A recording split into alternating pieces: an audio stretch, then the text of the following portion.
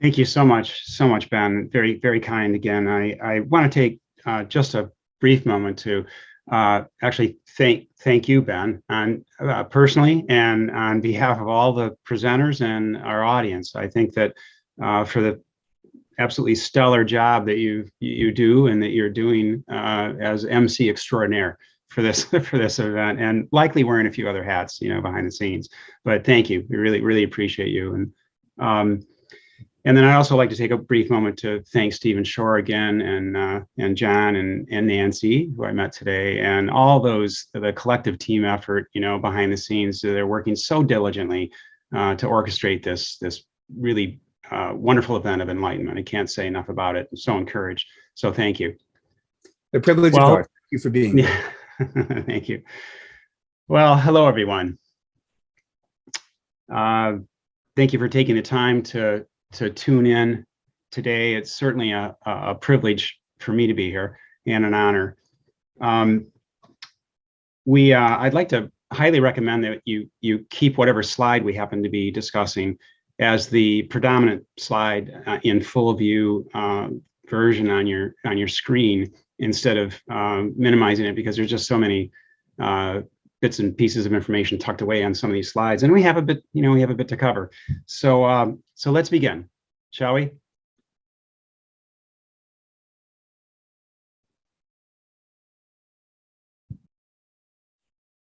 Just want to confirm, are you pulling up the slide? Okay, we got it. I am. Great. Yeah, okay. I am.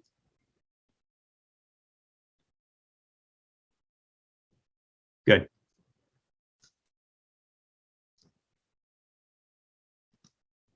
All right, well, this is part two of my presentation about food choice and sustainability. If you weren't able to make it to our part one session last Saturday, this is what you missed. However, you'll be able to access a recording of my presentations, both part one and part two, and all the wonderful presentations of this event through the superb website that Stephen Shore and his team have created and made available to you. So please take advantage of it and move the message along. And this is what we'll be covering today. I have a number of unique insights, new information, facts, and figures that are being revealed for the first time today. There's a lot to cover. There's a very real and imminent threat to our existence that's not related to climate change. It's not climate change and not related to climate change, even though that's important. It's not found in the headlines or the news because no one wants to talk about it. No one's willing to step forward and manage it. Our species is in a state of unsustainability, and we're quickly taking down other species with us. It seems that many areas of the world pride themselves on being ecologically astute, doing what they think is right for the environment. Wherever I travel, I can't help but notice the tone of buying local, conserving water and energy, lessening our dependence on fossil fuels, recycling, protecting our soil by taking down evil GMOs. It's all certainly important, all that. But today I'm here to shed a new light, as I did on Saturday, more clarifying light on this environment issue, and submit to you the real problem, which is not Monsanto.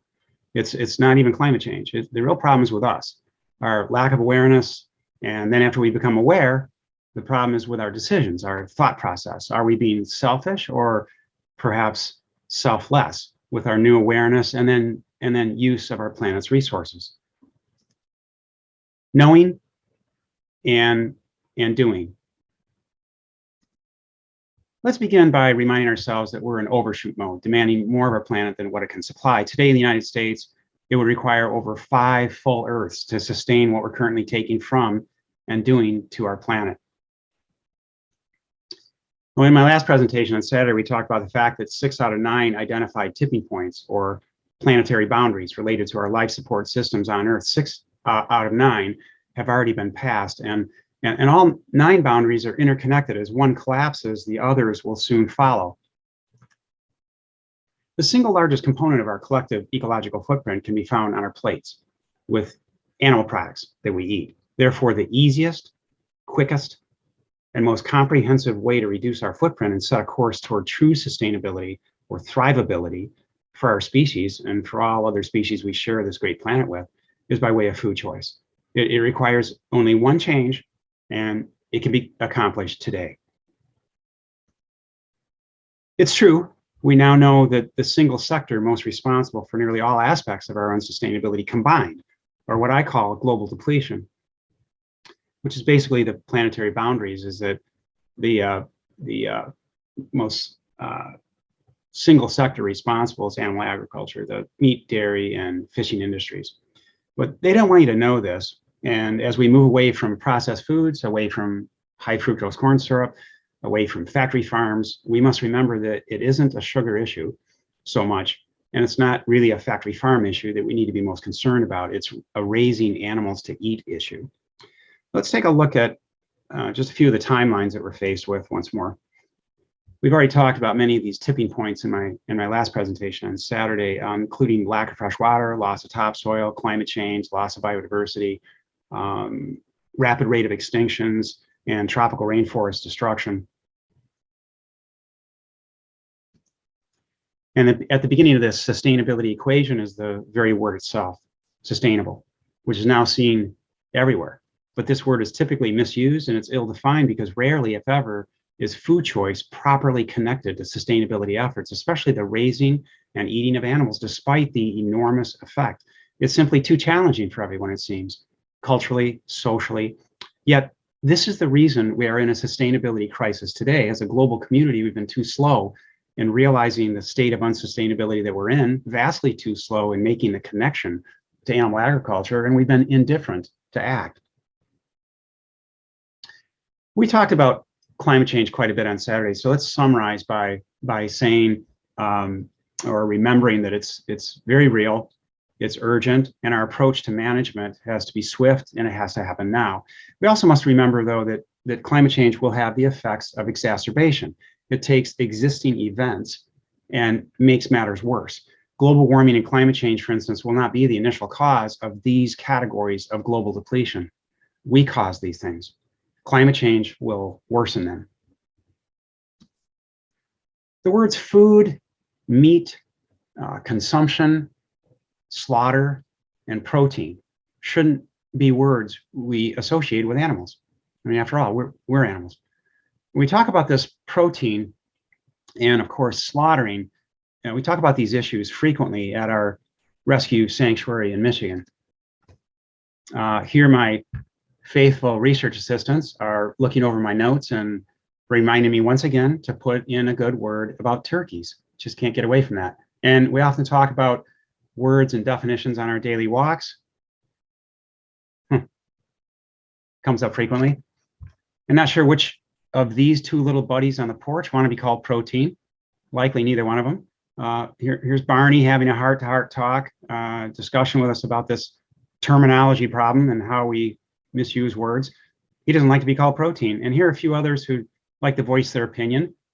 And Solomon here making very sure I let everyone know how kind, smart, and what's that, Solomon? Okay, and clean, of course, the clean pigs are.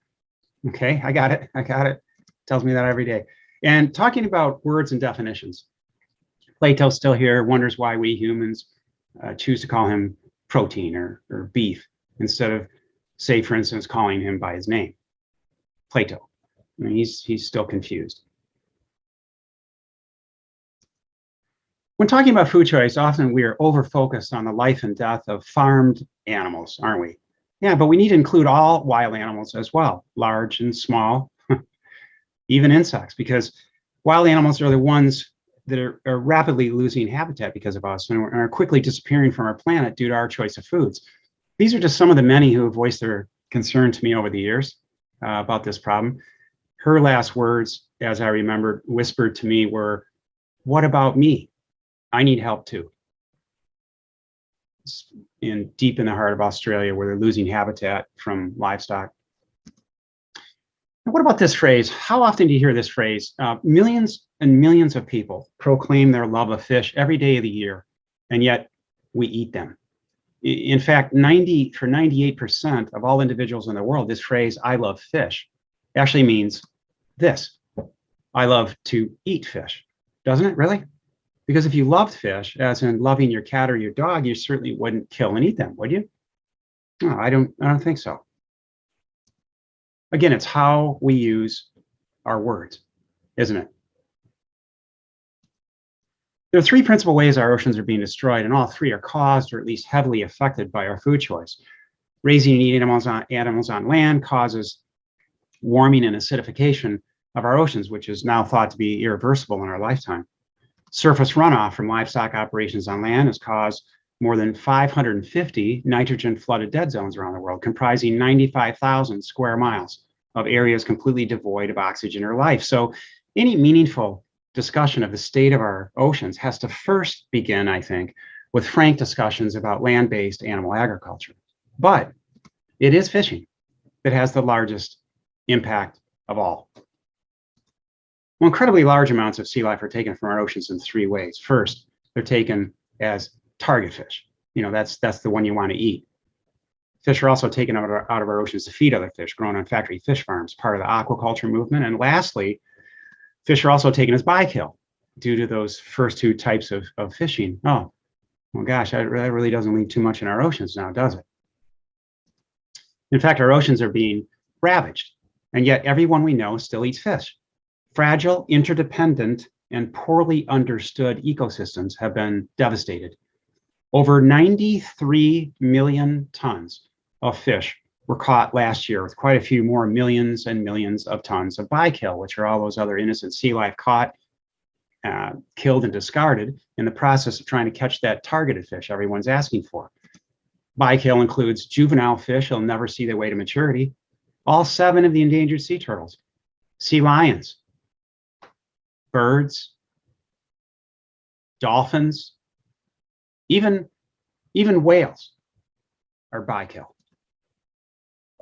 Of the 17 major fishing stock areas in the world, all are either overexploited or on the verge of collapse. 89% of the world's fished species are affected, considered heavily depleted or overfished from overfishing practices. Well, that's quite a bit of damage. But along comes this word sustainable to seemingly justify continued harvesting. How is that word even used in the fishing industry? Who defines it? Who monitors it? And with less than 3%, that's right, less than 3% of all of our oceans being regulated, who decides on enforcement? If you look at this carefully, the real answer is no one. And I say real answer because now there's sea life caught and labeled sustainable when in fact it's not. But it's still labeled as such by a number of highly respected organizations, such as the Marine Stewardship Council, or MSC, the Monterey Bay Aquarium Seafood Watch, after 10 years of knowing about problems, much of which I've contacted them, written them, talked to people there about it. After 10 years knowing about this problem that I'm speaking about now specifically, they still have lobster from the Gulf of Maine as of today, this morning, and Canada. They still have it listed as a good alternative, 11 out of 12 categories. It's not a good alternative for many reasons. Rapidly declining number of lobster, inefficient trapping mechanisms, and most importantly, I think, is the very sad effect lobster trapping has on the critically endangered North Atlantic right whale. There are only 340 of these truly magnificent creatures left that we haven't killed. There were 450 the last time I spoke about this, 5 to 6 years ago. There are only 340 now that we haven't killed, and nearly all of them, 83% of them, are getting entangled, injured, and killed in those trap lines. But it's not lobster trap lines, just lobster trap lines from Maine or Canada that cause all the problems behind the scenes. It's fishing nets from all over the world. Whales caught in fishing nets die a very slow, painful, agonizing death while trying to desperately free themselves over a period of 6 months' time on average from the time they first became entangled. 6 months. We owe these whales and lobsters much more than this, or this.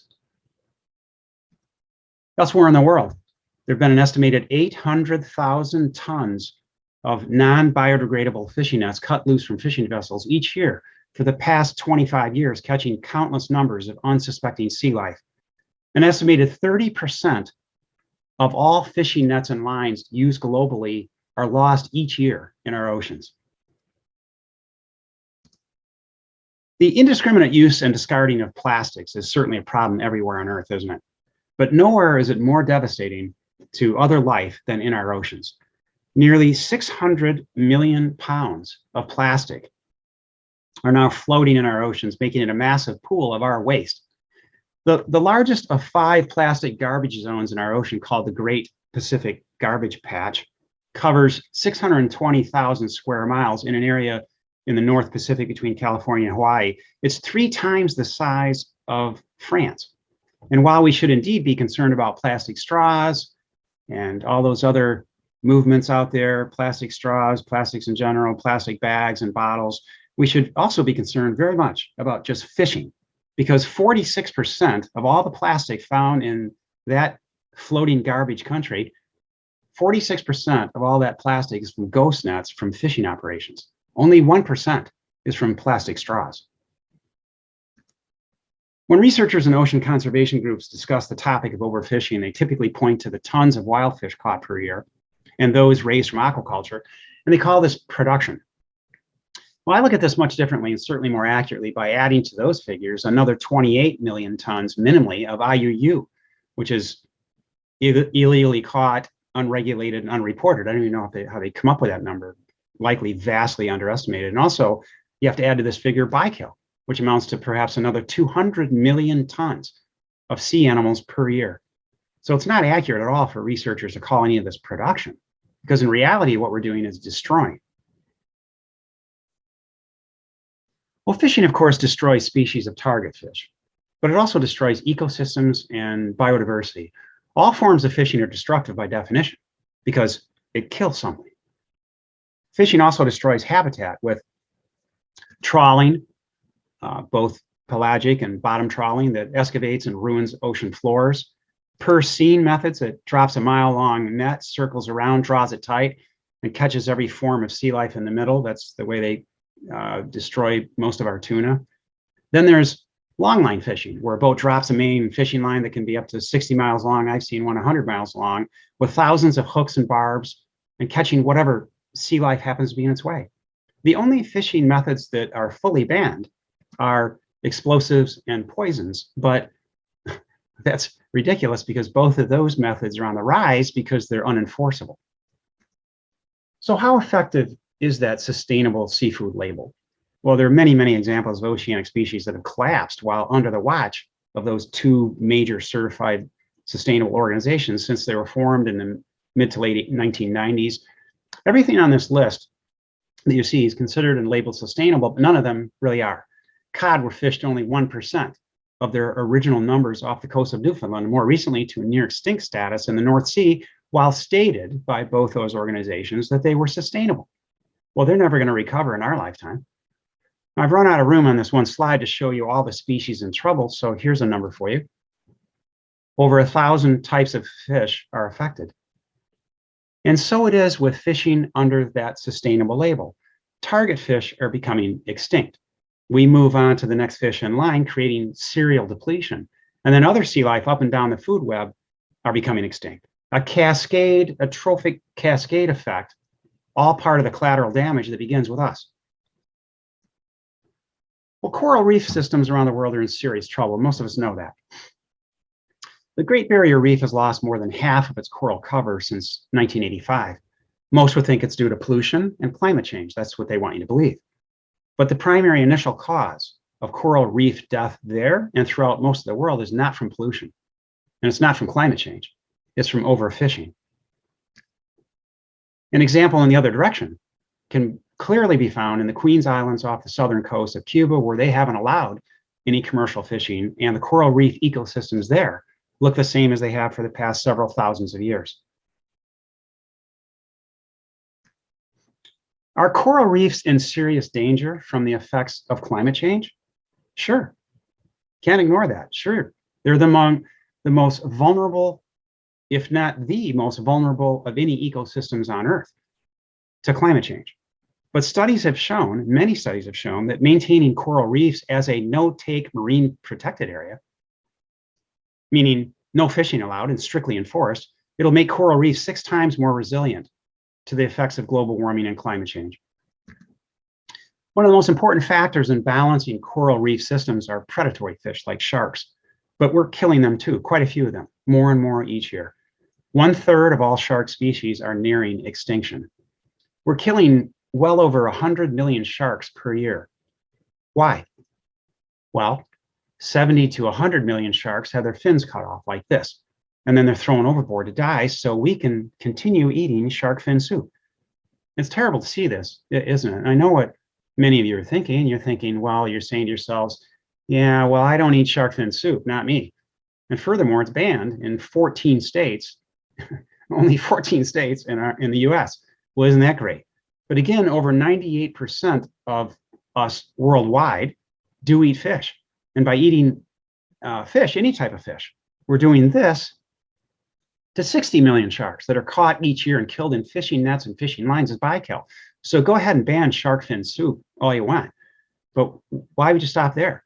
If you're truly concerned about endangered sea turtles, whales, sharks, dolphins, as you should be, and the state of our oceans, then you should ban fishing. Many fisheries that are accepted and labeled as sustainable then are actually viewed by many scientists as unsustainable. Killing krill has now become a very large business, but you don't need to eat krill or any other sea life or any other animal to get your omega-3s, unless of course, you listen to Dr. Oz. However, krill is fundamental to the survival of almost every animal species in and around the Antarctic. Once the most abundant animal species on Earth, krill numbers have dropped by 80% since 1978, in turn affecting the decline of a number of penguin species, making it difficult for baleen whales such as blue, right, and fin, who are desperately trying to make a comeback from what we've done to them. The quota, or maximum sustainable yield, for extracting krill out of our oceans and killing them has been placed at around 1 million tons per year. And yet, scientists admit to knowing very little about krill or the interconnected ecosystems heavily affected by krill, such as phytoplankton and algae in one direction, or all the other species that feed on krill in the other direction. Norway, China, and that darn Russia are all investing nearly $1 billion in each of their krill capturing fleets of ships, as this industry is projected to grow substantially over the next year. While we're just learning a little bit here and there about krill's importance in capturing carbon from the atmosphere. That's right. Krill remove up to 12 gigatons per year in greenhouse gas emissions. Just another of the many examples of humans' interference of nature's complex web of balancing itself. We don't need to eat krill, but other species do, and our Earth needs them. It's pretty simple. 2 new reports were released recently indicating that the amount of sea life extracted from our oceans over the years were vastly underestimated by the United Nations, and that reef fishing by local indigenous people are doing much more damage than once thought, with various species being exploited at much higher rates than previously predicted, all simply adding to the gloomy picture of our lack of stewardship.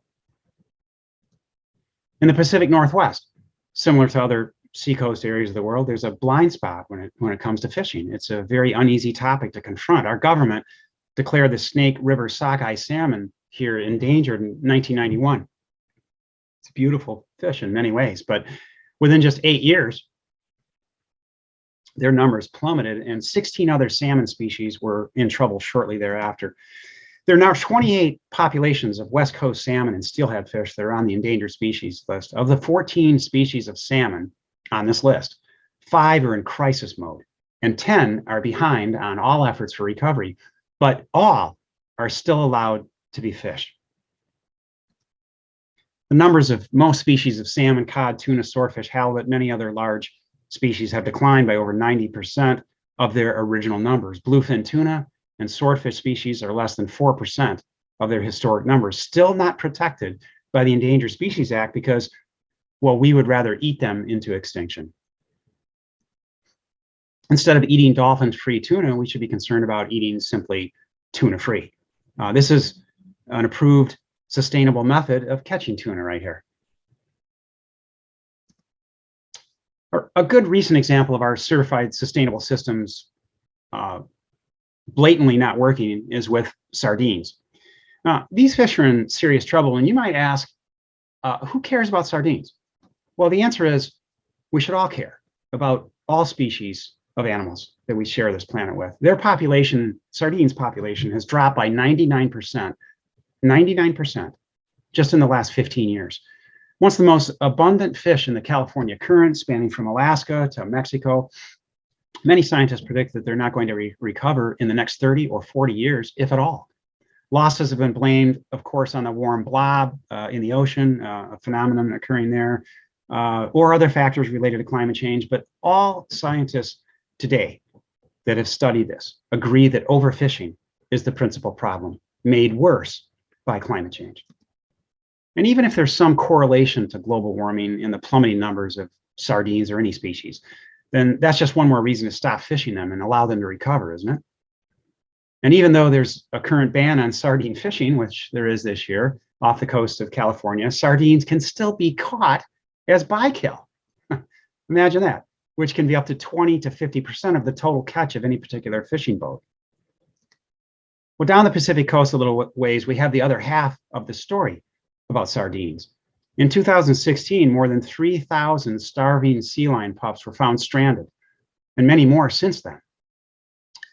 Studies reveal that this is because the mother sea lions were undernourished, and their favorite food item is sardines. Now, this, of course, is only the tip of the ecological iceberg, as numerous other species that rely on sardines are likely in trouble. Whales, dolphins, tuna, pelicans, nearly all predator fish. We just can't see them struggling as easily as we can see these pups. How are we managing these issues? Scientists knew about the collapse of these fish in 2012, but the devastating effect on other species, such as sea lions, is still not being addressed today, with fishing executives blaming the crash of sardines on climate change. This is very similar to what's occurring with dwindling populations of anchovy off the coast of Peru, the loss of menhaden in the Chesapeake Bay. 98% of all these pelagic fish that are caught are fed to livestock, farm fish in aquaculture settings, and to feed pigs in China. The most heavily killed fish in the world are anchovies at 10 million tons per year in 2020. The most heavily killed larger fish species in the world is the Alaskan pollock, harvested at a rate of 4 million tons per year. Both are still labeled as sustainable. I mean, who would think you could take 10 million tons of any species from anywhere on Earth and think somehow they wouldn't be missed? Only us.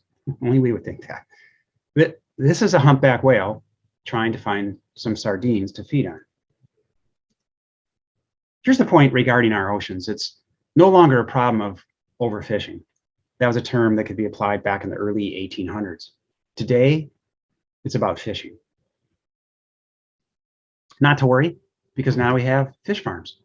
Over 50% of all fish consumed worldwide are produced from aquaculture, which is growing faster than any other food sector. One reason for this tremendous growth is a very false illusion of environmentalism. Asia now produces 91% of all farm fish in the world: shrimp, tilapia, carp. Here we have another interesting idea where fish are caught in our already ravaged oceans to feed fish produced on factory fish farms, sometimes at a ratio of up to 20-1, in the form of fish, fish meal, fish oil.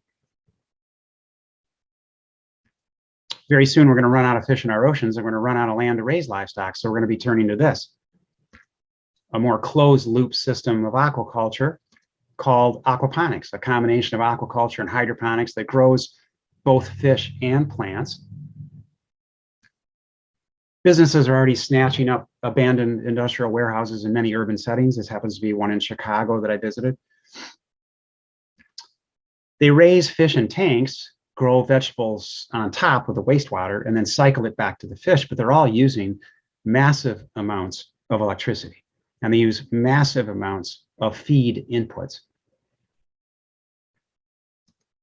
60% of all fish farms are land-based. Some are indoors, some are outside, like this one that I visited, where he's proudly showing me the, as he described it, the protein they produce. Funny, looks like a fish to me, probably has a name. And regardless of where the fish on your plate comes from, now or in the future, Is the process of catching and slaughtering fish, is that process humane? And if it's not humane, then why do we do it? Do any of you know what nociceptors are, especially polymodal nociceptors? They're sensory receptors associated with feeling pain. All of you have them. I have them. Most mammals have numerous polymodal nociceptors in and around their face, their head, their neck. Well, so do fish. They can feel this. In reality, there's no such thing as sustainable commercial fishing. Especially if you apply the three factors of how that word sustainable is defined by the industry itself. In order for a specific marine species and fishery location to be certified sustainable, all three of these objectives that you see must be met. First, there must be no negative effect on the target fish itself, which is impossible because you just killed it. Secondly, there can be no negative effect on any other species, which is impossible because of the interconnected ecosystems. And there must be some verifiable means of monitoring. But again, just slightly over 2% of our oceans are protected and monitored without any fishing. In reality, none of these factors exist for any fish labeled as sustainable. Oh, please note the sobering statistic at the bottom of this slide. Over 200 million sea animals are extracted from our oceans every hour. The dynamics at play regarding our disregard for life in our oceans can be found in how we view things very simply. Are fish wild animals? And if so, maybe they should be viewed and kept at pre-human levels, meaning no fishing, leave them alone. But instead, fish are viewed as a resource, a food commodity, unfortunately. So their levels can fluctuate according to our consumption patterns, as long as some levels exist and we don't go below this arbitrary maximum sustainable yield that the fishing industry itself has placed on a particular species. It's quite an unfortunate system. So why can't we give our oceans a break? What's inhibiting us from providing complete rest for our oceans, which is what they need? And it's what's been shown to work historically in various settings around the world. It's been documented quite well. Just let them rest. Is it because of economics? Well, sure it is. Global subsidies for the fishing industry are now at about $35.4 billion per year, which then supports economically the continued devastation of our oceans. Global revenues, though, from fishing are at around 150 billion, that's US dollars per year. But only $7 billion of that is from deep sea fishing. Well, fish sequester greenhouse gases, among many other things that they do, not counting all the sea life in our reef systems. Recent studies have found that deep sea fish sequester up to 2 gigatons of greenhouse gas emissions per year, which equates to $222 billion per year savings in costs in our efforts to battle global warming. Well, so think about that. There's a clear argument, isn't there, for banning fish on the high seas for so many reasons, but here, strictly from an economic standpoint, fish are more valuable if left alone in our oceans as live climate change mitigating agents than as food on our plates. $222 billion versus $7 billion. Seems pretty clear to me. With continued extraction, warming, acidification, and deoxygenation, our oceans that we once felt were so robust will very soon be unable to support what few life forms remain in and around them. So the timelines that you see there for our oceans look like this.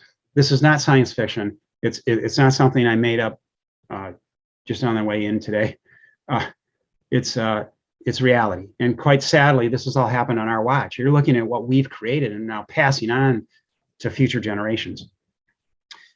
And we can reverse this though. Our oceans provide half of the planet's oxygen, absorb 20 to 30% of human-induced greenhouse gas emissions, and is the nucleus of the complex food chain. So it's very true that when the oceans die, we will die. So how do we solve all this? All these issues of global depletion. We're going to talk about that as we go along today, knowing and doing. Over the years, I've been proposing two categories of solutions. First, there has to be widespread, sweeping education of the public and those with a platform of influence. I'm going to ramp that up myself this year. We need to educate the educated and reach a higher level of consciousness while we're doing this. And second, we need to implement initiatives based on that education, such as creating policies which then open the doors for businesses and help new and also young farmers help transition existing farms from animal agriculture to plant-based systems, and to transition those in the fishing industry to plant-based businesses.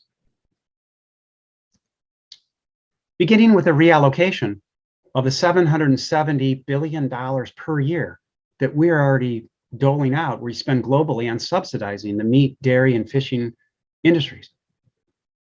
This money could be spent more wisely and obviously more effectively for education and transitioning purposes to better our planet rather than damaging it.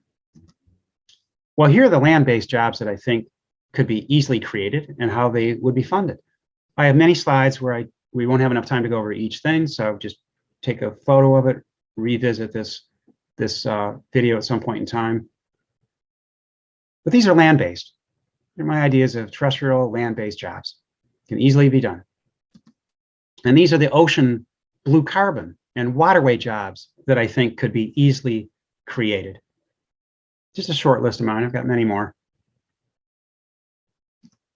In all, nearly 200 million new and transition jobs could be easily created globally that could potentially add another $3.6 trillion in revenue by the year 2030.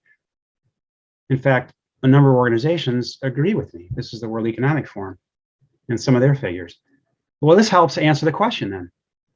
But what do we do, Dr. Oppenlander, with, let's say, the 39 million fisher persons, if we ban fishing entirely? And likewise, for all those involved with livestock on land, there's the part of your answer. But I have another solution dealing with accountability that I've suggested over the past 20 years. And I think it needs to be made more probable instead of theoretical. It also would help matters more quickly. It's what I call the eco and health risk tax. It's something we've never done before because the true cost of our environment or our own health has always been externalized. It's never been directly paid for, with our heads always turned in the other direction. You're all familiar with the nutrition fact label, I hope. I mean, you should be reading nutrition facts and ingredients. This happens to be ground beef or ground cow, something the average consumer would purchase. And on this label, you see that half the calories are from fat. Most of those are from saturated fat, even a gram of trans fat and quite a bit of cholesterol. Now, that's not so good. But you don't see not so good anywhere on the label, do you? I don't. I keep looking for it. And it also has quite a bit of protein, but it's a type of protein that's associated with a number of Western diseases. And that's not so good either. And you certainly don't see what resources it took to produce what's inside that package. Well, consumers need to know what effect this product had on our environment while producing it, as well as what effect it'll have on our own health after consuming it.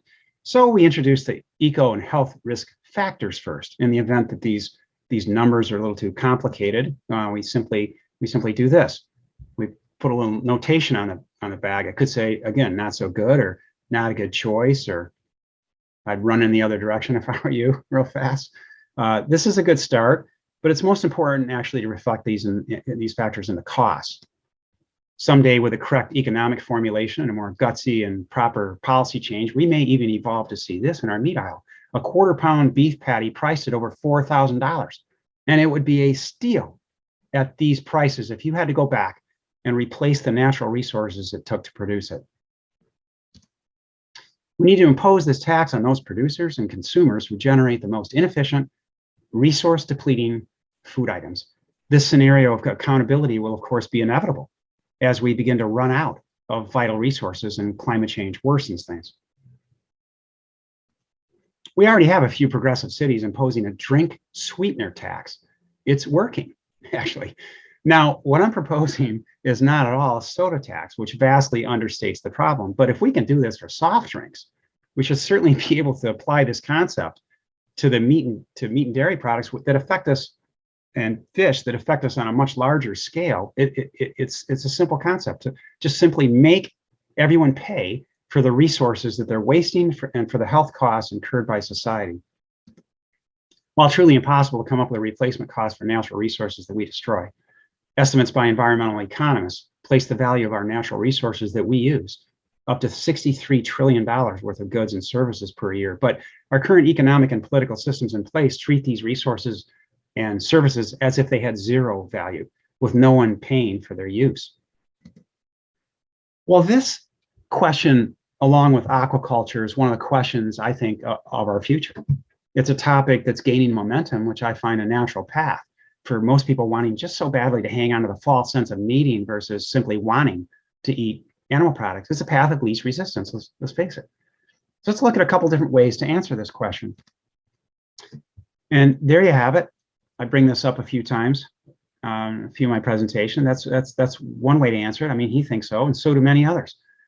My thought, though, is that we need to be fully aware of the consequences of our food choices, not partially aware. We need to understand what we're doing to all aspects of global depletion, and we need to know the urgency of the problem. This is not a go meatless on Monday or when we get around to it type of a problem. So I have another idea, another way to answer that grass-fed question. If I gave each one of you 1 acre of land to grow your own food, what would you grow? Think about it. What should you grow? Well, at all my college and university lectures, the students know what they want to grow. Yeah, they hit me with this all the time, and they ask me if they can grow this, and it's becoming a solid choice. But talking more specifically about food on this 1 acre, you could try to raise 1 grass-fed cow, thinking that it's fully sustainable, just like that New York Times multiple times best-selling author is telling everyone. But in most areas of the world, 1 acre is not enough. No, not at all, not remotely. You're going to need 5, 10, 20. I've seen areas personally up to that need 50 acres or more for 1 cow. So if you used your 1 acre for grass-fed livestock, regardless of how you rotated them around, you'd end up with about 50 to 100 pounds of a type of product that some call food that's then implicated in numerous disease states after you eat it. And along the way, you produce 6 to 7 tons of methane and carbon dioxide, and you used 1 to 2 million gallons of water for that 1 cow, while continuing the loss of biodiversity. Or instead, if you use your 1 acre of land to grow a vegetable, fruit, grain combination, you've produced 20 to 60,000 pounds of food that's infinitely healthier for you to eat and for our planet to grow. When looking at global growing applications, how cool is this? Certain plants like kale will actually continue to grow through extremes of temperature from -5 degrees in my backyard here in Michigan through 100 degrees Fahrenheit. And after you pick the leaves to eat, does anybody know what happens to the plant? Well, new leaves grow back. They regenerate. And I bet your cow can't do that. It's astounding what you could produce on that 1 acre over the period of time that it would take to raise your 1 grass-fed cow. It's quite an amazing difference, isn't it? Now imagine extrapolating that model out in terms of global use of our resources. And now answer that question about how sustainable raising grass-fed livestock really is. That's what I'm asking here. Before I was hastily escorted off the farm. and for those who still think that eating any animal is sustainable, then it's time to introduce to you once more this concept. Optimal relative sustainability. That'll work. How sustainable is it to raise and eat any animal product in a relative sense as compared to plant-based foods? How can we best use our resources? What foods will have the very least effect on climate change? Which foods best promote our own human health, and which are the most compassionate? All wrapped up into one package. This is the way we need to start viewing things in a relative sense as to how to then achieve optimal sustainability. Oh, so how many out there of you have visited Hawaii? I know someone in my office talks about this all the time. Isn't it a beautiful state? Well, a couple of years ago, I was asked to speak at their Capitol building and was quite humbled to receive an honorary award from the Hawaii Senate. And yes, it's a beautiful state, but from a sustainability standpoint, it's a mess. Hawaii can't grow enough food for its human population of a little over 1 million people now. So it imports over 90% of its food at a tune of about $3 billion per year. But 83% of their agricultural land isn't used to grow food. It's used for grazing cattle. 83% is used for grazing cattle, which then produces less than 40 pounds or so of meat per acre used. Their second largest use of land is for producing Roundup-ready GMO seeds by Monsanto and DuPont, who've taken over about 4 of their islands. 98% of those seeds produced are used for feed crops for livestock back here on the mainland. So the amount of land in Hawaii that's used for animal agriculture is nearly 800,000 acres. That's 50 times more land than what's being used to grow plants for direct human consumption in their state. Hawaii's once pristine reef systems are now in serious decline. Hawaii once had the largest number of indigenous fish species in the world, found nowhere else on Earth. Well, 75% of these fish species of Hawaii are in critical condition, with many species near the larger islands dropping in numbers by as much as 92%. The reason for this decline is not a mystery. It's from overfishing, commercial as well as recreational. Hawaii has essentially run out of land and run out of fish. A perfect example of where we are headed as a planet. They are just a few years ahead of us. And for now, they have the ability to import food from somewhere else, whereas we as a global civilization do not. The recommendations I gave to their senators are these: Hawaii needs to provide complete rest for their oceans and reefs and convert all land used for animal agriculture to organic, plant-based systems, and to do this immediately before I got on the plane and left. Unfortunately, last year, a couple of very wealthy investors decided to build larger slaughterhouses in Hawaii, take up more land with pasture, and kill more cows. So there's indeed hope for this state regarding their environmental issues, but obviously not with this type of intellect. Regarding the global picture, a large part of our solution process will be with these agricultural systems and movements.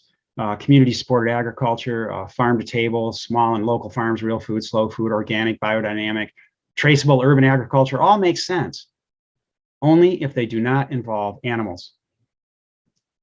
Globally, 4.5 billion people now live in cities. Over 80% in the United States are considered urban dwellers, and cities across the globe are where most of the increase in population will occur over the next 25 years, with nearly 70% of the 9.8 billion people projected in the world living in cities by the year 2050.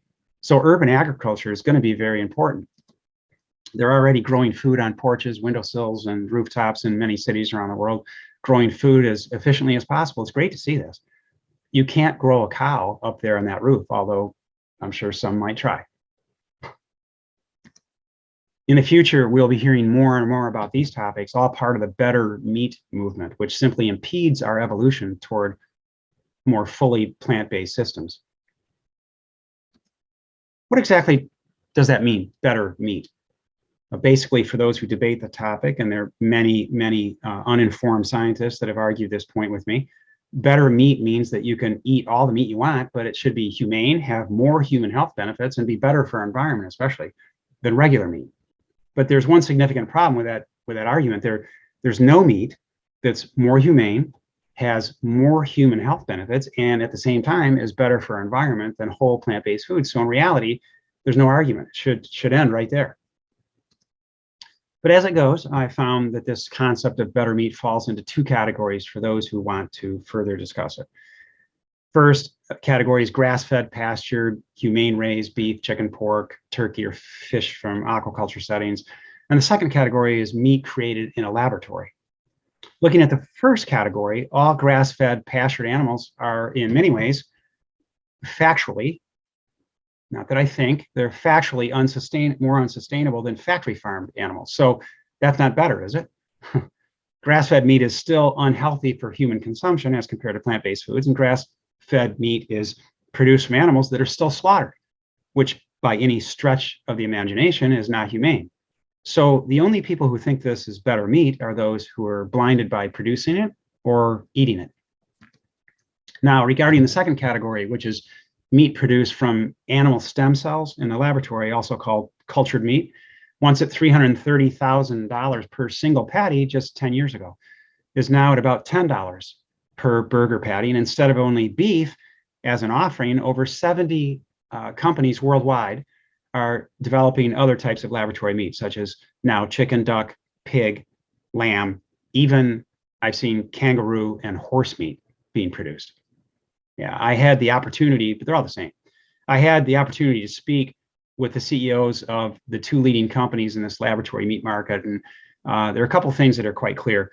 Although meat produced in the lab has some, but certainly not all the humane aspects worked out. For instance, they still use fetal bovine serum for the medium, blood from a dead calf.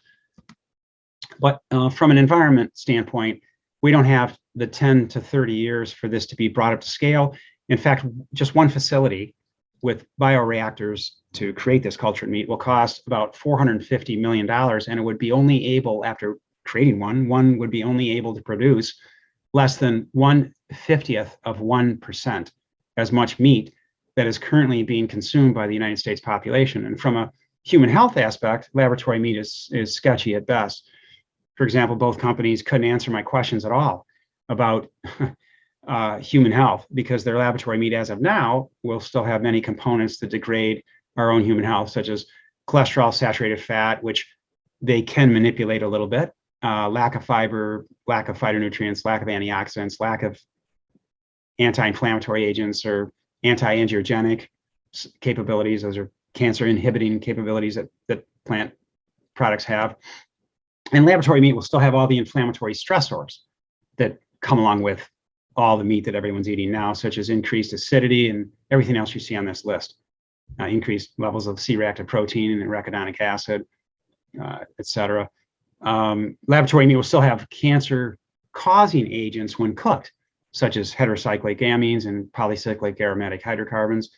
And one potential health concern that stands out for me, in addition to this, aside from all the other negatives, is the potential cancer-promoting properties of cells that proliferate exponentially in vitro in the lab, as these do. So they take a stem cell and exponentially expand it, proliferate it. So it's certainly plausible that consuming lab-grown meat with such faulty cell lines may have unwarranted effects on the human body. The exact effects, I want to clarify or qualify, remain unknown. So no, there's not much better about better meat, especially when compared to plant-based foods that take you in the opposite direction by preventing all these diseases. And again, there's no real argument here. Lastly, this is what Josh Tetrick recently said in a summary of the laboratory meat industry's objectives. Well, he's the CEO of Eat Just, they have raised over $1 billion recently for his company to $1 billion for his company to ramp up laboratory meat production globally. He says, this is Josh Tetrick, he says, it's real meat, Tetrick says. And instead of needing billions of animals and all the land and all the water and all the rainforest you typically need to knock down to make that happen, we start with a cell. Now we don't need the animal anymore. Jeez. I mean, seriously, think about that. Well, since our Neanderthal days, we actually never have needed animals to eat. So we probably didn't need them back then. So I'm not sure where Josh has been all these years. And keep in mind that his laboratory meat approach has minimally 10 times the carbon footprint of plant-based meat alternatives and will not have any of the sequestration of greenhouse gases that plant-based agriculture has. Then, of course, we have to deal with this. More than 8 million people now have seen this TED Talk, and many, many organizations are using it as justification for furthering the livestock industry at the detriment of our planet. Grass-fed meat, even though it doesn't outnumber feedlot or factory farm meat, it's grown. Grass-fed meat happens to be rising very quickly, with sales doubling every year since 2006, obviously by promoting misinformation. Since we don't have another 2 or 3 hours to expound on this topic, I can offer you these sources to bolster your understanding about this argument. I've covered this pretty well in my second book. There are the pages in the chapter, and this is one idea that's not worth spreading. Well, Alan Savory's methods, though, have been proven not to work, but it's what 99% of the global population, 98 to 99% of the global population want to hear. And the line of argument is becoming the latest buzz. He calls it holistic, Alan Savory calls it holistic management. But it's essentially another term for grass-fed or pasture livestock systems, just like all the other ones you see on this list, all of which equate to continued loss of natural resources, suboptimal human health, and unnecessary slaughtering when any animal is entered into the equation. founded in 2014 and based off of a best-selling book. Paul Hawken, who's a renowned author and environmental activist, developed a wide-ranging, well-funded, and influential project called Project Drawdown. But its focus is entirely on climate change. So even though their objective is to regenerate our depleted environment, the results of all their efforts will be very limited in scope. Remember, it's not all related to climate change. Also, they broadly advocate grass-fed livestock as the centerpiece of the future of food production. And the movement called regenerative agriculture essentially repeats what all the rest of these methods are saying, based on Alan Savory's holistic management concepts, that we need to eat animals, that hooved animals such as domesticated cows are necessary for humans to survive, because there's no other way for healthy soil and production of food for us to coexist. Well, so on its surface, regenerative agriculture sounds as if it's the one-stop solution to all of our environmental food choice issues, stating this in all their responsibility statements. It's about farming in a style that nourishes people and the earth with principles meant to restore soil and ecosystem health, address inequity, and leave our land, waters, and climate in better shape for future generations. However, proponents of this rapidly growing movement are not telling you a number of things. That a number of unbiased and respected researchers point to the fact that these livestock-driven techniques create a higher carbon footprint than factory farm methods. And then they hide the fact behind other objectives that are used routinely anyway in fully organic plant-based systems, such as use of cover crops, no-till farming, rotational plantings, composting, all used in plant-based systems anyway.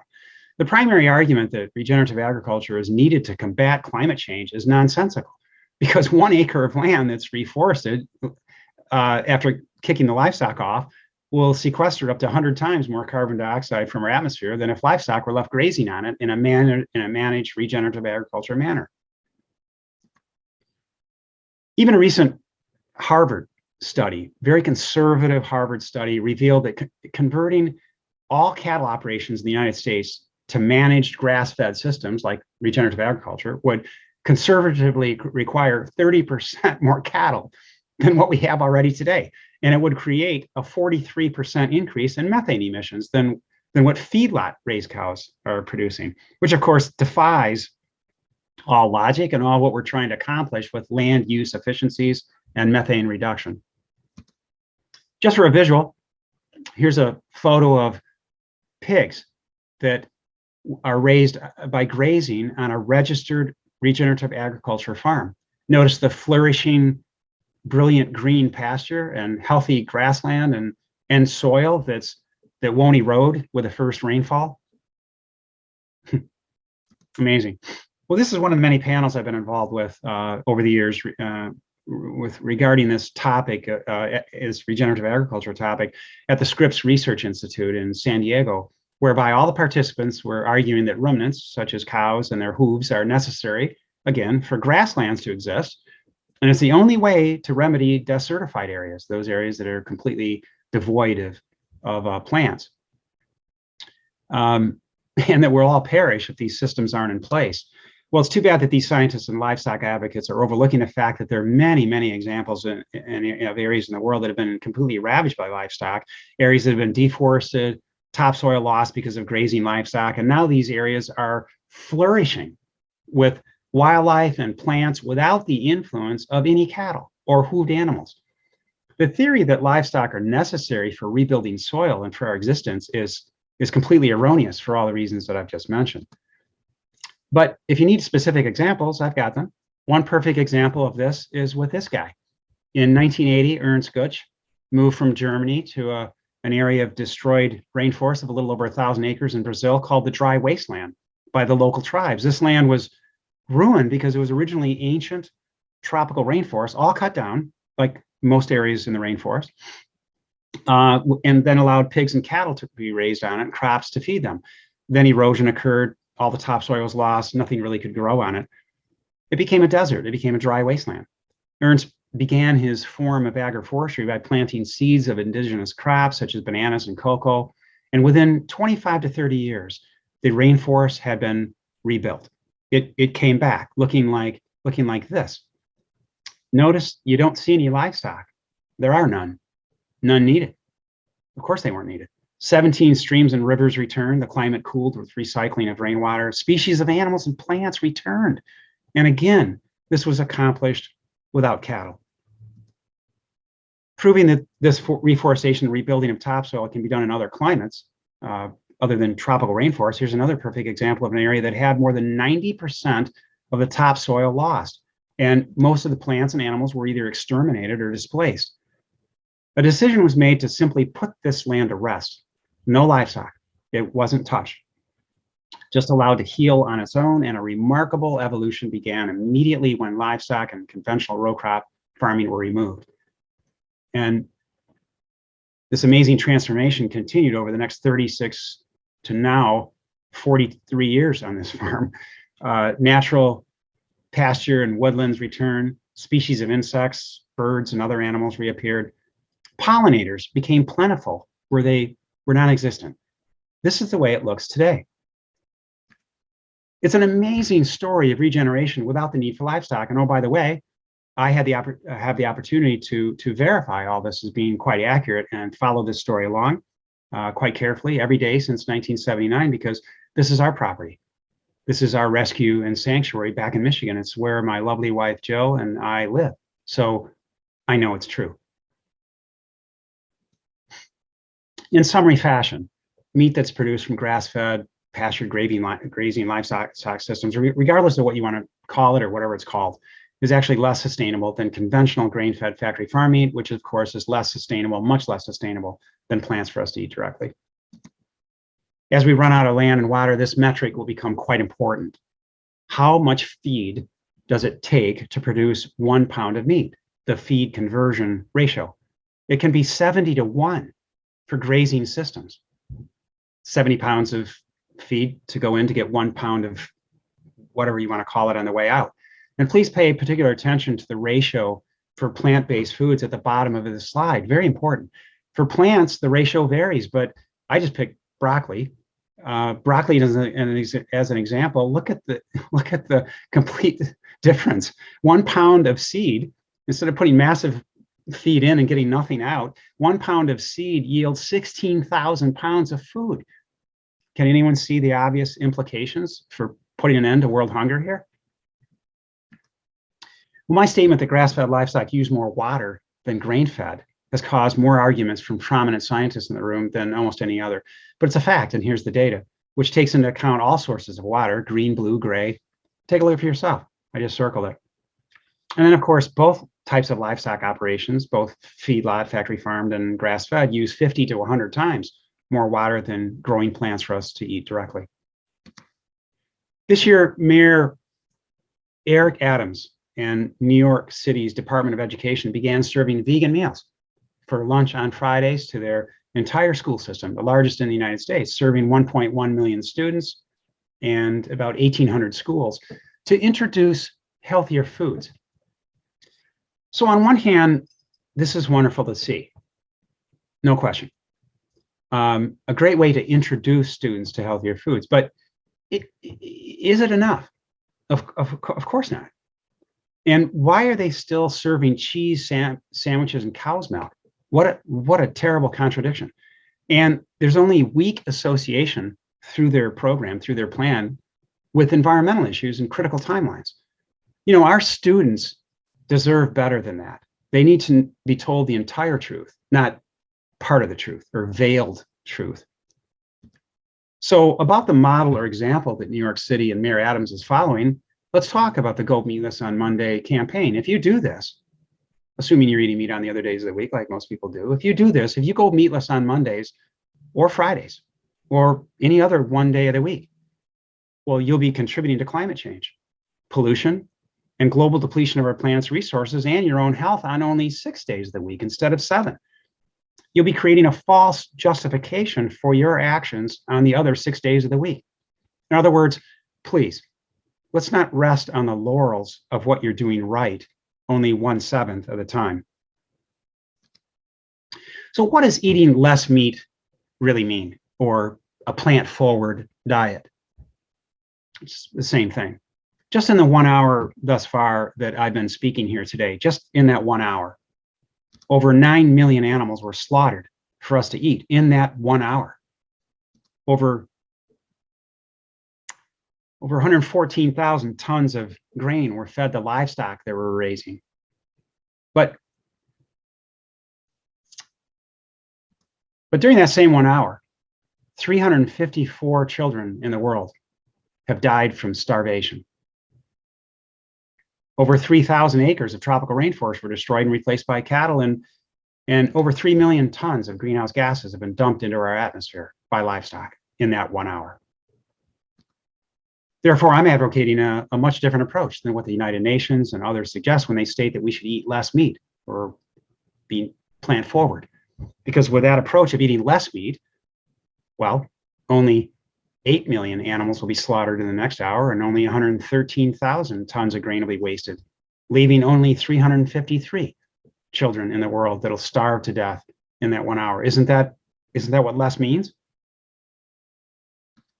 So unlike the Mark Bittman, Michael Pollan, United Nations, and all other eat less meat and plant forward advocates and food gurus, for me, I think these numbers should be zero. I sure do. And it's easily attainable. There's no magic involved. Nothing has to be invented. No new technologies have to be employed. It's simply with what we choose to eat. And then no children will have to die ever again from starvation. And now we're going to take a quick look at this food service section of the policy of sustainability for the entire University of California system. Why? Well, because this is a perfect example of how the efforts of well-intentioned individuals and institutions can be so very far out of alignment with reality because of the definitions they're using. So you tell me, is this sustainable? How about the items I just highlighted in orange? Are those sustainable?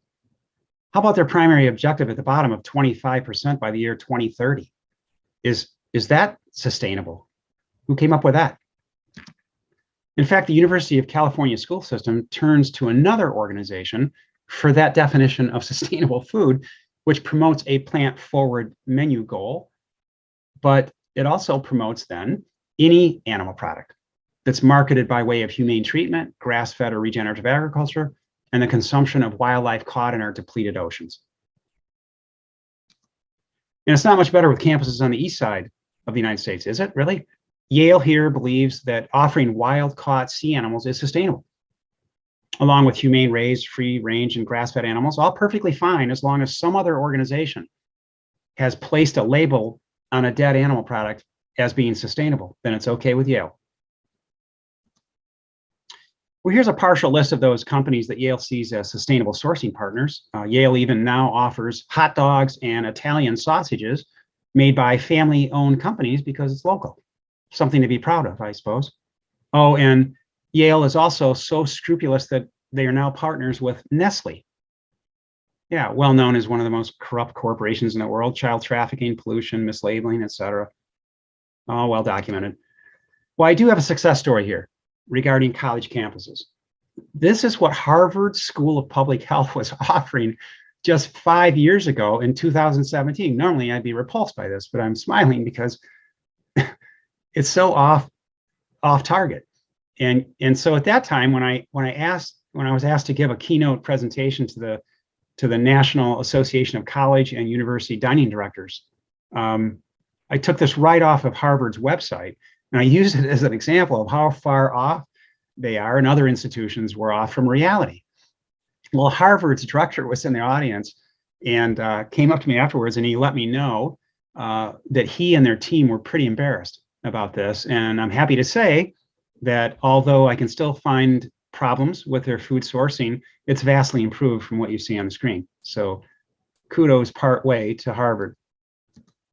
So even these highly regarded universities, West Coast, East Coast, and those in between, they would certainly benefit from understanding and then adopting a more accurate view of sustainability, and then translating it to their students, our future leaders, and to do it now, today.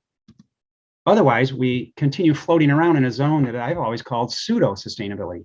That's exactly where we are today. never getting to where we need to be, but thinking that we're sustainable. Well, that's a very dangerous predicament, to think you're something and you're really not. And one more very important definition that continues to need refinement: ethics.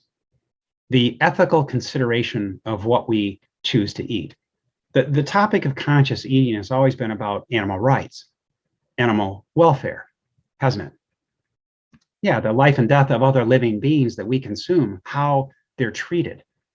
Well, ethics has always been about this, but I think it's time to view conscious eating or ethics in a much different and a much larger context.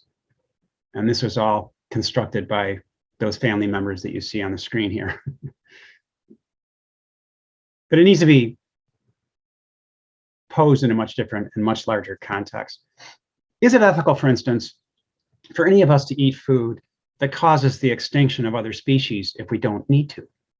Is it ethical for the vast majority of humans on Earth to cause or contribute heavily to irreversible climate change, loss of ecosystems, and resource depletion, while 2% of us are living our lives by way of food choice to protect Earth? Is it ethical for any of us to use our planet in a way that exacerbates world hunger and diminishes the potential for future generations to survive? It also then becomes a matter of social justice. The person sitting next to you who's eating a steak, pork, chicken, cheese, or fish is taking away the resources that could be spread more evenly, more efficiently, and used to support the life of perhaps 20 to 30 other people. Is it even ethical for 325 million Americans to impose their diet-related healthcare costs on the 10 million who choose to eat the right foods? So you see, it's time we rethink ethics. It needs to be framed much differently than just with animal rights. In fact, I titled a chapter in one of my books, "Why Should I Pay for What Everyone Else Decides to Eat?" Sadly true. Well, it makes little sense to continue doing what our predecessors did in the late 1800s and early 1900s when we didn't know any better. And there were far less mouths to feed with more land and water to do so. Do any of you still use a typewriter or a feather quill pen to write a message? How about the Pony Express or the stagecoach to send those messages, or to travel? And you thought the internet was slow. And what about candles or kerosene lamps to read with at night? Anybody out there still using those to read my books with at night? Well, why not? Why aren't you using these things? I'll tell you why. Because they're obsolete. That's why. We've outgrown them. They're inefficient. They don't fit. And so it is with all meat, dairy, and fish. The world on a global basis can no longer support the production of these things. Just like the typewriter, just like the stagecoach. We need to evolve past them, and we need to do it today because the clock is ticking. Almost everything we do, every decision we make every day is based on our culture, what we've learned, what someone else has told us to be acceptable or necessary. After realizing that bloodletting here wasn't so healthy for us after all, we miraculously stopped, even though we've been doing it for more than 3,000 years. There are culturally driven practices we are accepting today, especially with food choices involving all animal products, that are much more unhealthy for our planet and for us than bloodletting. And by all accounts, we don't have 3,000 years to get it right. Many organizations are quite concerned about how we're going to feed the growing human population expected to reach 9.8 billion by the year 2050, because demand for food, including meat and dairy, will nearly double what it was just a couple of years ago. Looking to the future, we have some troubling trends. We'll likely see increased numbers and wealth of the middle class and an associated increase in demand for animal products, which will come at the expense of developing countries that have the most land and resources. Meat consumption will rise astronomically in developing countries over the next 25 years, which will bring with it the predicted increase in Western diseases such as heart disease, diabetes, cancer, and furthering hunger and poverty Much of that we talked about on Saturday. Eventually, the wealth of any nation will be redefined in terms of natural resources and the strength of its sustainable systems. Our survival will depend on how quickly and accurately we begin to define this word sustainable. We're going to see sustainability become a growth opportunity and a risk management strategy for businesses, essentially transforming economics. Futurists ask each other, what one new idea will change the world drastically in the next century? Will it be new nanotechnology, transhumanism and robotics? Hey, how about human colonization in space? Yeah, that sounds exciting. But in terms of ensuring our existence in a thriving world where all species are living in harmony and healthy, that one transforming idea that futurists are asking about is for all humans on Earth to eat only plant-based foods. And speaking of space, currently there are basically two types of space races occurring right now. First is within communications and information, whereby the amount of active satellites have quadrupled in number just in the last 10 years. Today, there are 5,000 orbiting Earth, with 2,000 of those launched by Elon Musk's company, SpaceX. This company, along with Amazon, China, Boeing, and others, are planning to launch up to 30,000 more satellites to orbit our planet by the year 2032. This is at a cost of about $12 million per launch. And you can do the math on that, times 30,000 more satellites. Amazon alone has plans to launch over 3,000 new satellites.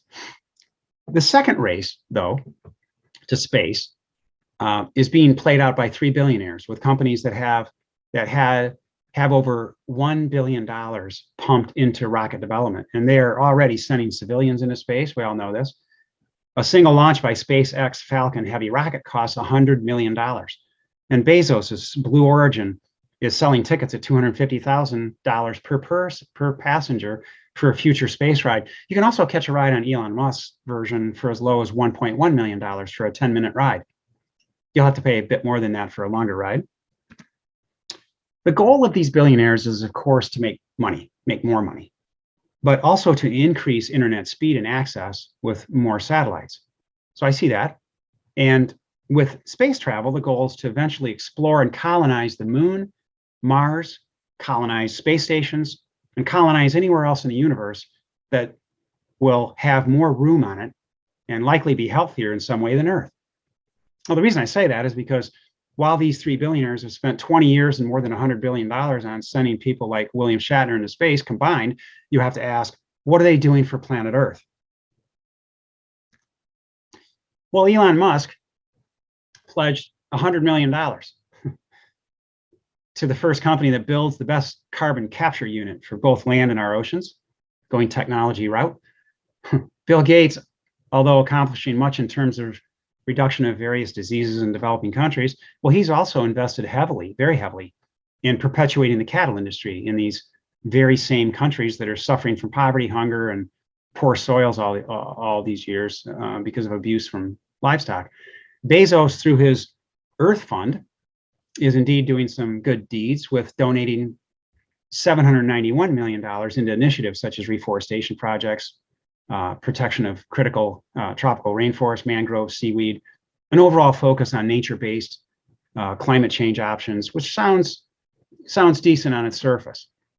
But together, these wealthy individuals and their organizations have invested less than 0.5% of the time and money they put into space exploration into programs to restore our planet Earth. Simply put, there's really no other way to look at it. Simply put, these three would rather spend their money on traveling to Mars than saving the very home that allows them to go to work and live comfortably each day. You know, a comment from Bezos, I think, sums up their massive disconnect. He says this: it's not about escaping Earth. It's about building a road to space for the benefit of future generations. We need to do this to solve the problems here on Earth. It doesn't seem quite right, does it? Disregard for our planet Earth and the following species that you see on the screen here. us being one of the species, who are in serious trouble. These are just a few of the many, many thousands of tens of thousands of critically endangered species. And there's so many others. This that you see on the screen is a harlequin toad. It's a photo of one of only two left in the world, in the wild. So back on Earth, we have a critical task. And by the way, I'm planning to do what I can to see if we can get those with platforms like that I've just mentioned on target and in sync with what we need to do with plant-based alternatives for our planet. It's my goal. Now, back on Earth, we have a critical task. And this is where many of our problems begin, with statements such as this from organizations such as this. And in fact, they're correct. Livestock does hold great importance. The less we produce, the more secure our food will be, no question. The demand to raise, slaughter, and eat animals is hardly believable. Last year, the one-year figures look like this. With these figures expected to significantly increase by the year 2050, what exactly does the phrase eating less meat mean here? Maybe only 83 million tons of beef? Sadly, this is an example of how global depletion by way of animal agriculture is being addressed, which is it's not being addressed. This is the action statement of one of the most widely recognized environmental organizations in the world. And as you can see, their idea of attacking climate change is by reducing pollution from fossil fuels, keeping coal in the ground, adapting to climate change rather than mitigating, all pretty novel ideas. I haven't heard those before. Nothing at all said about the effects of animal agriculture. In fact, all these organizations promote regenerative agriculture with livestock as a way to save our planet. So when you join their movement, understand that you will be moving, but you're going to be moving backwards. It's my goal to help change those as well. At this stage, one would have to ask, what are all the conservation groups doing about this problem of comprehensive global depletion? You know, the ones we all give our money to. Well, all these groups are concerned about climate change, no problem there. And now they're even connecting our carbon footprint with promoting what they call this plant-forward diet or eating less meat diet, but none of them have made a statement about the truly profound effect eating animals has on our environment, and it needs to stop today, despite the fact that we've entrusted these groups to preserve and protect our planet. Where's all of our donated money then going? Well, aside from conservation groups who have made baby steps in the last 6 years since I was speaking last, but not keeping pace with the problem at hand, there are a few researchers and organizations that are quite aware of the dire predicament that we're in and very short timelines that we're faced with. Any of these folks that you see on the screen will bluntly tell you that our species is in a state of unsustainability and that we can't remain on this course for very much longer. They'll tell you that. But not one of these groups is connecting that final dot. They continue telling us that our survival is in peril and we need to change. But change what? And by when exactly? And they make it very clear that we should stop over-consuming and overproducing, but over-consuming and overproducing exactly what? And by when? Again, fossil fuels and waste are very easy targets for them to point their fingers at. Without genuine concern for the urgency of the problem, we tend to point our fingers at other targets related to sustainability that have less emotional, cultural, or financial ties. Those in influential positions, our leaders, are currently addressing the animal agriculture sustainability connection by adopting any one of these methods. Now, 10 years ago, I saw that it was mostly met with denial. But today, I find it to be number 2, 3, and 4 on this list. But why aren't we getting the truth from those platforms, those who are guiding us? Well, it's because of 3 reasons. First, many are comfortably unaware still. Or second, they need to read my first book. Or second, they're partially aware, but simply can't bring themselves around to make the right statement because they themselves consume animals. I mean, after all, how can we expect one of our leaders to guide us toward health and restoration of our planet if they can't even do it for themselves? And lastly, many of our leaders are afraid. They're frankly afraid. They're afraid they're going to lose their audience. In the year 2000, the United Nations established 8 Millennium Development Goals, or MDGs.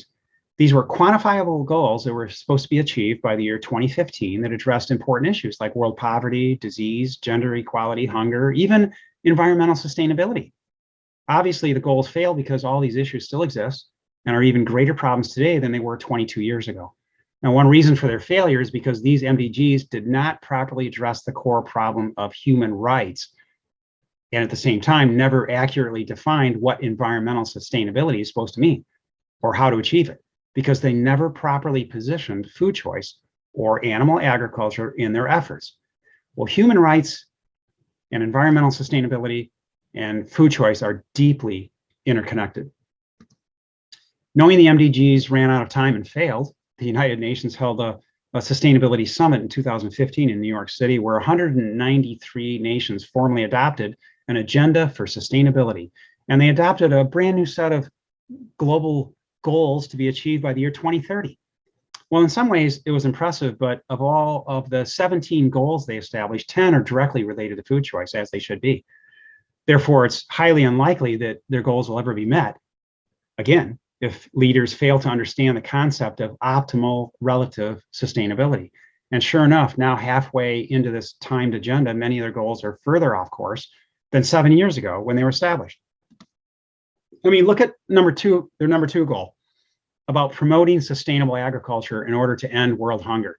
How's that ever going to happen if there's not a universal definition of the word sustainable, and if that definition is not accurate?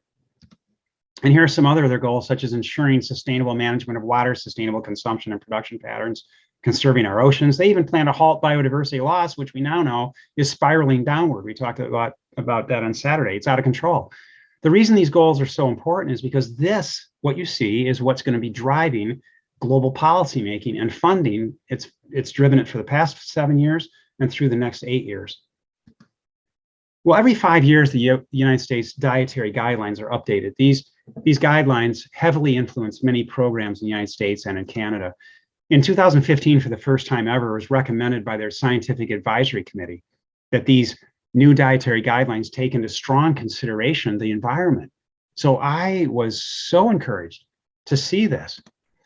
But the most recent report 2 years ago doesn't include anything of their findings from 2015 or any discussion of food choice and the effects of food on food insecurity, natural resource depletion, or implications with climate change. The scientific advisory committee stated they considered these topics about science to be beyond the scope of their report. And the final published report of this most recent set of guidelines now includes guidance for all stages of life, which is good. However, the report continues promoting dairy products, lean meats of all types, eggs, and seafood, and they emphasize, I've circled it here on the right, they emphasize customizing and enjoying food choices to reflect personal preferences. Yeah, well, we're in deep trouble with that. Many wonder how the recommendations of the 2015 Advisory Committee to include sustainability in our food choices, how could these science-based recommendations be so easily silenced by those who drafted the final dietary guidelines a couple of years ago?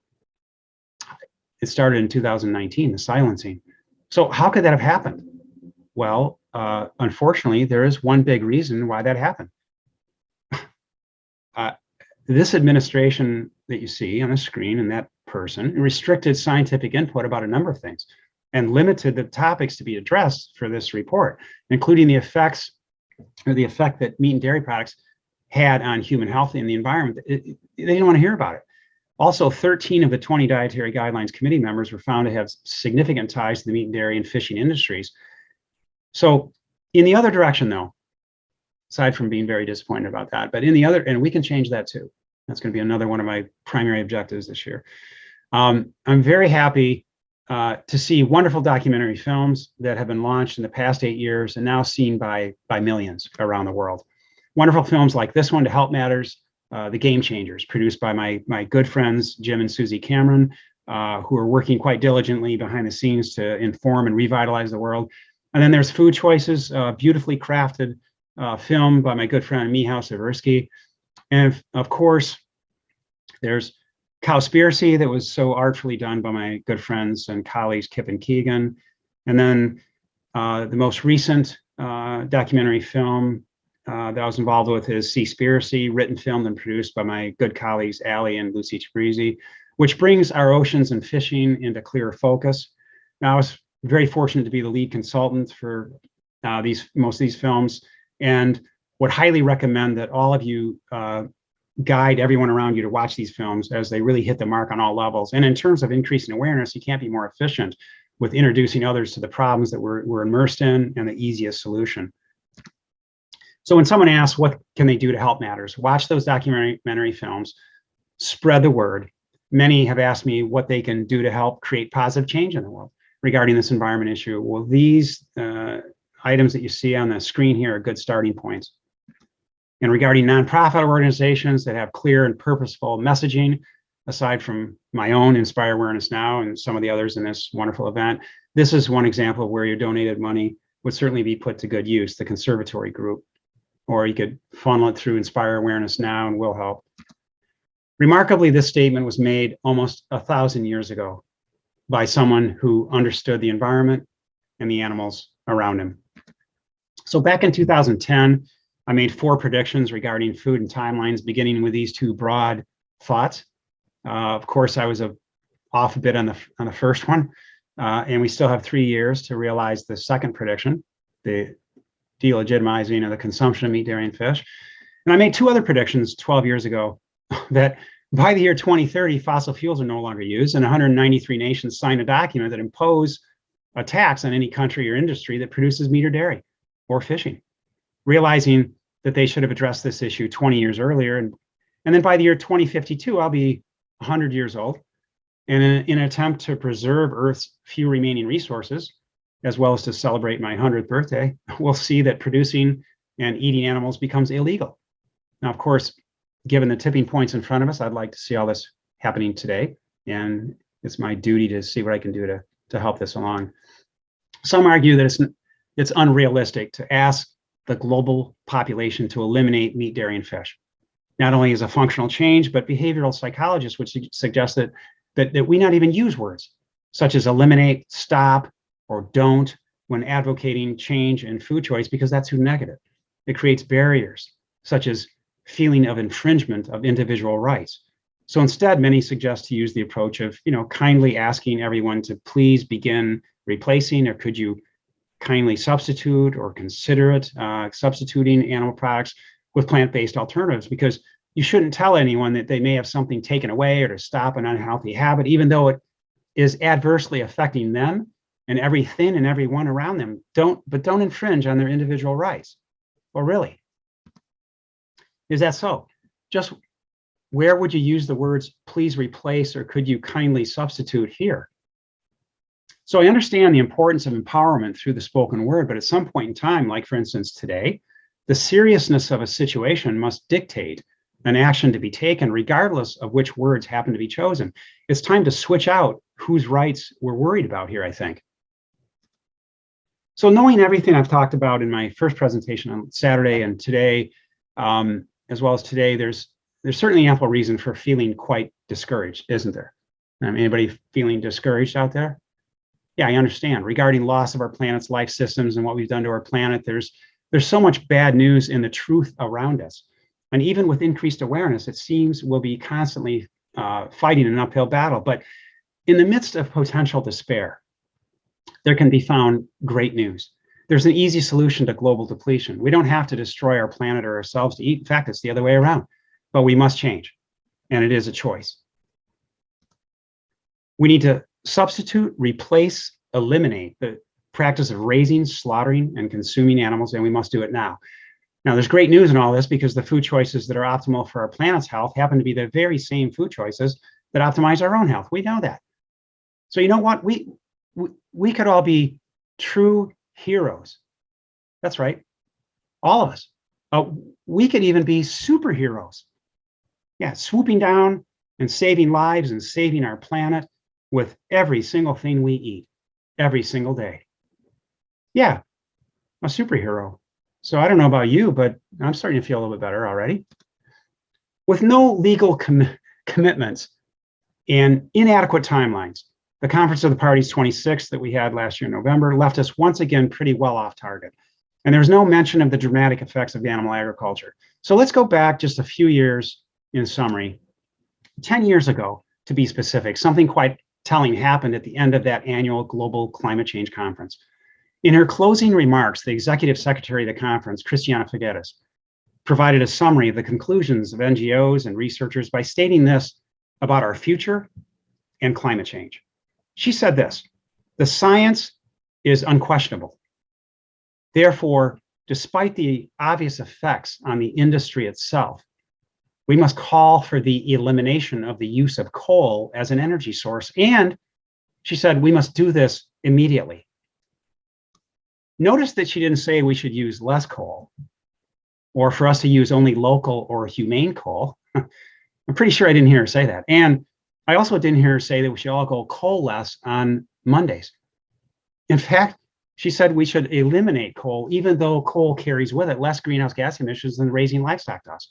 And coal has no real direct effect on water scarcity, world hunger, loss of biodiversity, and all other areas of global depletion, but raising and eating animals does. So the door has been opened, hasn't it? Perhaps inadvertently 10 years ago by Ms. Figueres and 200 nations, but as far as I'm concerned, the global stage for massive food choice change has already been set. It was set 10 years ago. If there's an imminent threat to our planet and to us, which there is, well, we should certainly be able to comfortably call for its elimination and for it to be done immediately. As a global community, you'd think at some point, we'd have no difficulty joining arms to avert a well-defined catastrophic existential threat, perhaps a looming nuclear war, a massive meteorite on a clear collision course with our planet, besides what you heard in Don't Look Up. But you'd think it would become our #1 priority, without question.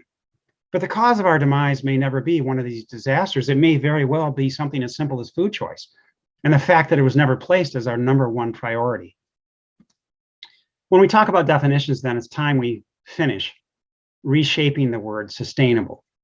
This is my definition, and if you think about it, we really don't want to create a world that simply allows for our existence, our survival, to be merely sustained. No, that's not good enough. At this stage, we need to create a world where there's quick regeneration, rapid rejuvenation, a world where we and other species together can flourish. That's my vision. And we're the unique group of generations living right now that can make or break this opportunity. It'll be our defining ethos. It's not only our responsibility, it'll be our legacy by which future generations will remember us. So I encourage and challenge everyone to become more aware about your food choices. Seek more accurate definitions. Understand the timelines that we're faced with, and then let's all commit to making a difference, but not just with our own health or our own life. No, let's all commit to making a difference in someone else's life and a difference in the long-term health of our planet. But let's do it now, not later. We might not have a later. And let's think about making a difference every single day of the week, not just on Mondays or Fridays. Be a superhero for those around you, guiding them and saving lives every single day. That, my friends, is what sustainability and positive change to achieve it is really all about. So with that in mind, let's all of us here today or watching this in the future, let's all of us go out and inspire others to become aware and then to act, knowing and doing. Thank you so very much. It's certainly been my privilege to be here. And now on to any questions you may have. Thank you. Thank you so much.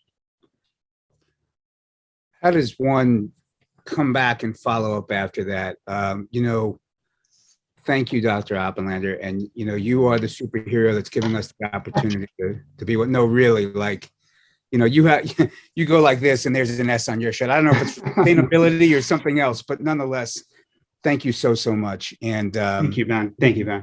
We have a few minutes for questions. I know we're going to have some hands popping up. They already are. For those of you that don't know how to do that, We do like to have you raise your hand for a question. Click on your reactions tab in your Zoom window, and you'll click the raise hand function, and you can jump right in with us. I'll call on you by name, and I'll unmute you as well. And so again, thank you very much.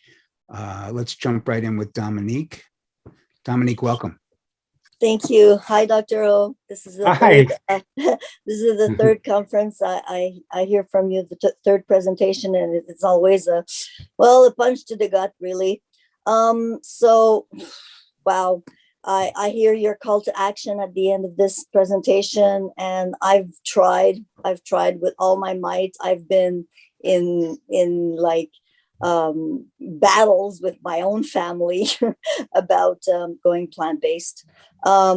So I'm thinking that, well, okay, sure, if every person would do that, I think we all need all the vegans, all the people who think the same. We need to get together.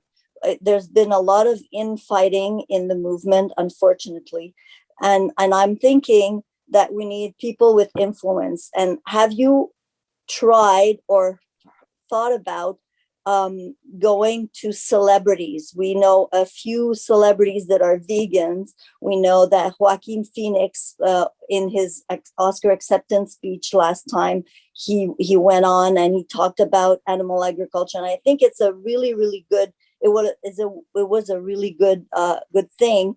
There's all this, like Billie Eilish. Unfortunately, she didn't say anything, but she's a vegan. So I was thinking, have you thought about reaching out to these celebrities that have huge followings?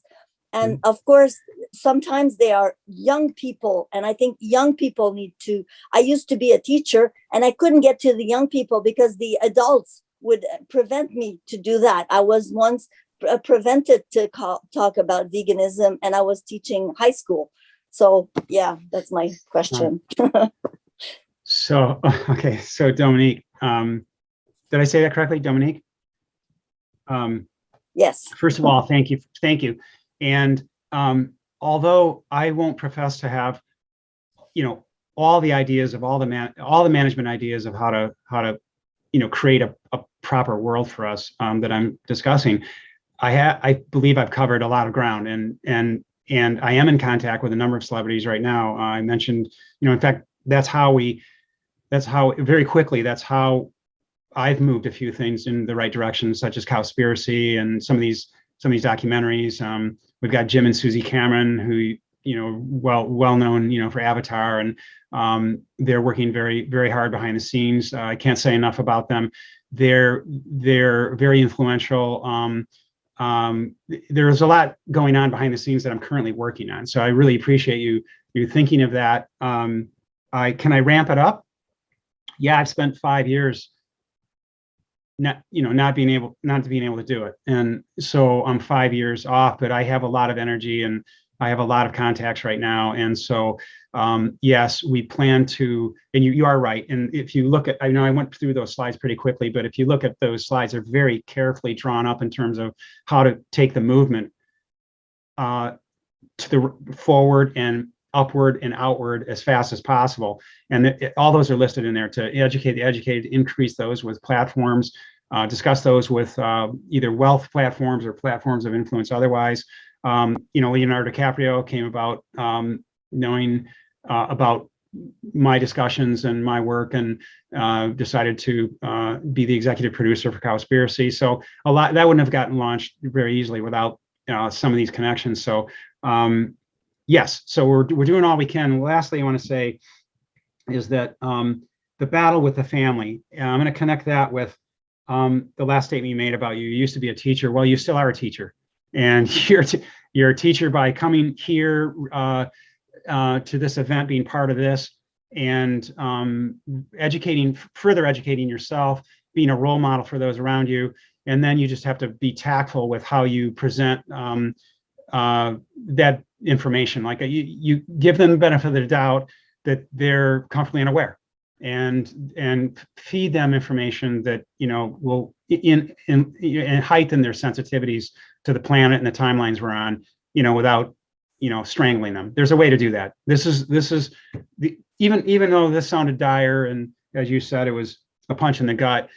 If you look at the theme through this, we can change it. We are the generations that created the biggest, the largest damage. We're also the generations that can make change. So continue on with your being a teacher and educate those around you, and use all these tools that you have, and then know that, at least from my standpoint, I am going to be doing everything I possibly can. I talked about this with my wife on the way in here today about this is only like my first month or two out of a very very depressing time for me with my family, and I've got some major ideas. So we've got you, Dominique. Don't worry. Thank you so much, and boy, are we glad to have you back. Thanks, man. I appreciate it. Let's go now to Mike. We've got a couple of more minutes. Mike, welcome. Well, hi, Doctor. Great speech, and you're preaching to the choir with all of us, I think. And Dominique had a good point about celebrities. To me, it comes back to marketing, because it's so easy to get fast food or run into a convenience store when you're getting gas and get a junk food item to eat as you're going, because you never see anybody on TV eating a green bean instead of a French fry, or getting a wheatgrass shake versus a Frosty from Wendy's. So I think these celebrities, can they come up with some creative ways that we can market, good foods are better for you than other things? Right. So, Mike, great. First of all, it's great to take what Dominique placed in terms of the foot in the door about the concept to the next level. And that's exactly what we're working on now. It's how to promote a plant-based lifestyle in a tactful fashion to make everyone feel, by the end of, there's subtle ways to do that. It also is, and there are blatant ways to do that, but to make them feel as if they're the superhero by the time they see the marketing of the commercial, that they're actually doing something for the planet by lessening their footprint. And there are ways to do that. And that's one of the goals that we have right now, is how to ramp that up quite a bit. So yes, we're working on it right now. And we also could use funding, but we also have a few people that we talked about in the discussions last night, that have a platform of wealth and influence that I feel just need to have. There are many like that just need to have the information in front of them. So you began at the onset by saying you're preaching to the choir. I don't view it that way in many sense, in a large sense, because what I'm trying to do is provide you with new tools. And you might be the choir, but we're moving you into a whole nother realm of music that you're going to be displaying, having on display for the whole world to see. And so you're one of the leaders, and you're hopefully going to take what you're gleaning from this and use it as a tool to, if you have politicians or anybody of influence that you can think of, even in your own community, place these, what you feel to be appropriate replays, and place it right into their hands, or these documentary films I'm talking about, and let them become more aware. And then maybe we can get some movement going in a little bit of a faster fashion. But good point, Mike. Thanks very much. And I think we can squeeze one more in, if that's okay with you, Doc. That'd be great. Great. Yeah, go ahead. Hi, Kaylee. Oh, thank you so much. Oh, please, is it possible I have a terrible memory for numbers, and yet when I hear them, they make such a difference. Would it be possible to make available to everybody who wants it, a sheet, two sheets of paper, which we could then use with bullet points to make presentations to Rotary clubs and Lions clubs and all these things? I would love that so much. Yeah, you pronounce your name Kaylee? Yeah. Kaylee? Yes. Kaylee, yes. That's fantastic. And you must have seen what I was doing in the last couple of weeks, because yes. I don't throw all these. I don't have numbers that I just kind of fudge in here and there, because they really have to. I'm involved in a number of scientific think tanks, and I'm involved with a number of scientists at Oxford and other places around the world, so I have to know these numbers pretty well. In fact, it took maybe 6 to 9 months to be vetted by, we just talked about Conspiracy and Leonardo DiCaprio, his attorneys just, were kind of grilling me on these numbers. And so they'll work, they'll work in the end. So yes, I have that. It all has to be referenced, and I'm planning to do that as part of the program. It'll be up on my website. I know you mentioned paper, and you should be taking paper in too, but it's funny that I mentioned that too. I talk about schedules and books and papers, but a lot of this is online. So I'll put it online, from which you can create a paper, a bullet point, and it'll be very easy for you to follow that along. And that's what I mentioned to Mike, that this is a tool that, even though you're part of the choir, this is the tool that you can use to increase awareness and make a real difference. Thank you so much. Thank you. My pleasure. Thank you.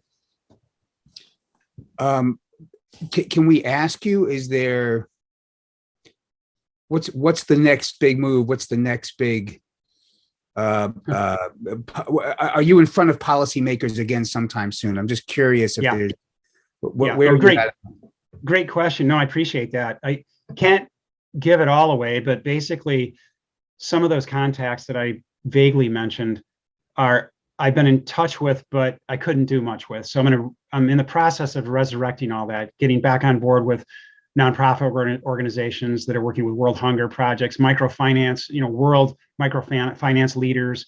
I'm working with policymakers. I have a whole list of programs that we're going to try to establish in educational systems from K through 12. But basically my goal, Ben, is to, and this is not just a flowery, empirical goal. I have very tangible methods of how to accomplish this, because I was already beginning to accomplish it, years ago, is to educate the educated, educate all those in the public, and then it's to the real truth, not just, and give everybody the benefit of the doubt. I believe everybody can change right away, not according to some Meatless Monday program, but then also influence those of influence, and make those, make them understand, and have basically infuse awareness into them, so it awakens and heightens their sensitivity to the fact that they are while making them feel bad, that they are responsible for future generations of all species, and they have a platform of influence, whether it's through economic wealth or the supporters they already have. They have a platform of influence that can make a difference. And so yes, I'm planning to do that. It's already underway as we speak. I also will have another book coming out as well. Excellent. Any idea when we might see that? I'd like to think tomorrow. I'd like to think tomorrow, but keep in touch, because I'll have it up on my website, and I'm hoping a few months. So you're saying the idea is not to force people and not to sell people, but to enroll people in this, and that's going to be the ticket, it sounds like. It is a ticket. Anybody that sees a speeding car about ready to hit their child or another child next door, or a child that belongs to somebody else, I don't think anybody amongst us wouldn't go out and try to save that child.